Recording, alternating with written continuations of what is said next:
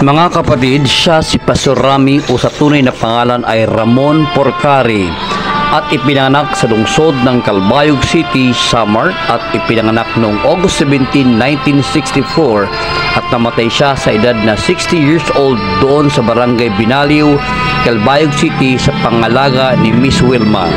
Si Pastor ay nagtapos ng isang fine arts na degree sa Kansinko na ngayon ay Northwest University ng Calbayog City, Samar. Naging hanap buhay niya ang pagiging pintor or it's something created for aesthetic or intellectual purposes. It differs from decorative arts or craft, which while beautiful serve a practical purpose. Art may be beautiful or convey ideas and emotions, but it has no other purpose than to be art. Nakapagtapos din siya ng isang makalangit na degree at ito ay para maging pastor, which is Theological Diploma in Acts Bible School, Metro Manila.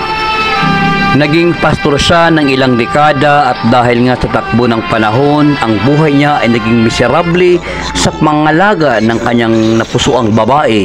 Ngunit hindi natin masisisi ang nangyari sa kanya dahil lahat tayo ay may kanya-kanyang pamamaraang kamatayan.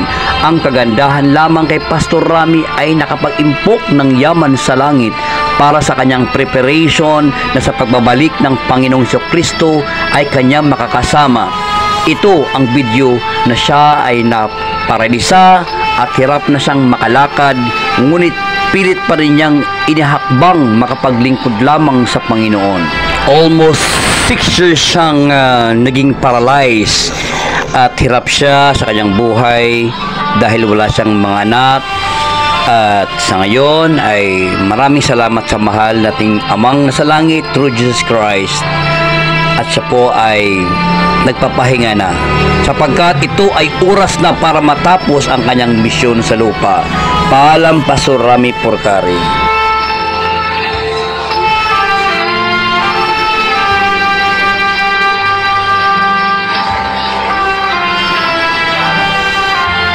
Hanggang dulo, bigat na sa hall.